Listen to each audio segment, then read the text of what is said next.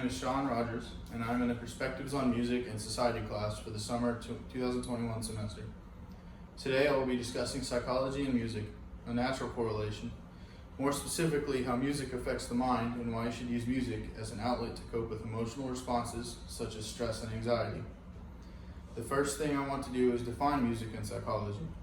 We're going to start with the definition for music. Merriam-Webster defines music as the science or art of ordering tones or sounds in succession, in combination, and in temporal relationships to produce a composition having unity and continuity. Also, vocal, instrumental, or mechanical sounds having rhythm, melody, or harmony. Secondly, we will define psychology, and I have used Merriam-Webster's definition for this as well.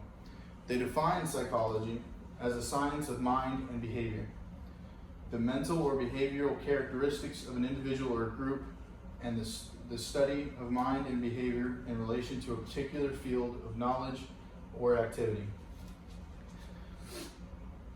Now today we're going to focus on definition 2, point B being the study of mind and behavior in relation to a particular field of knowledge or activity. The activity specifically being listening to music and how that provides a psychological response. The first thing that I want to note is that music is a product of the mind. Music is essentially vibrations, frequencies, amplitudes, and durations of sound that cannot be identified as music until it is processed and interpreted by the brain. It is a well-known fact that the brain is unique to each individual. So therefore, our interpretations will not be the same, and each response to a given frequency is unique to the receiver. In other words, my interpretation to a specific frequency may not be the same as an interpretation made by one of my peers.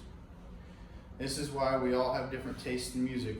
Before moving on from this slide, I would like to quote an excerpt that Olin G. Parker included in his article titled Music Cognition, the Relationship of Psychology and Music.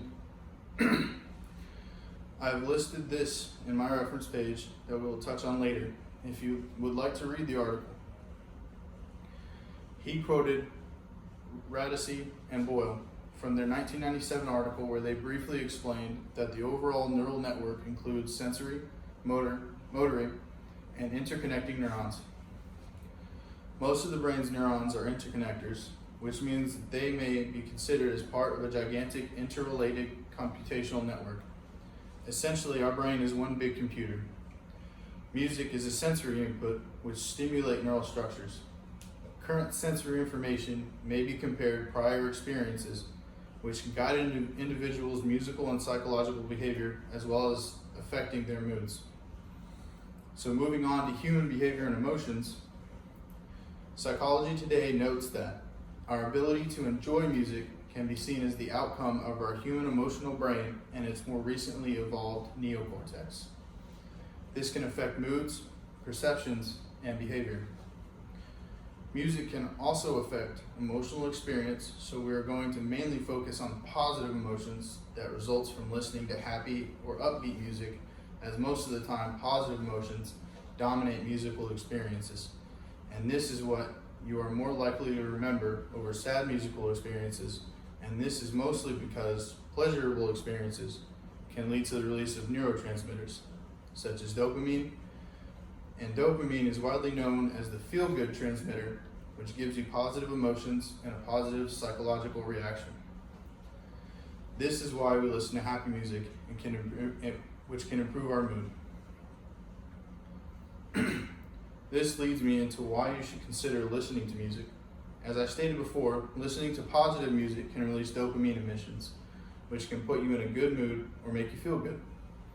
That ties into the second point of improving your mood. Listening to music can put you in a better mood. It can also promote good emotional health and psychological well-being, as well as coping with stress and anxiety. I know that music is used as a coping mechanism for individuals with stress and anxiety, as well as other emotional responses.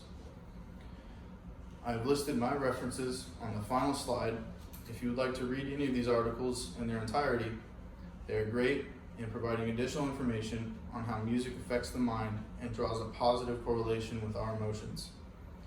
I hope you enjoyed my presentation and that it was very insightful, as well as helped give you some factual information as to why you should consider music in your daily routine as a way to help your overall emotional health and provide positive psychological responses. Thank you for your time and have a great day.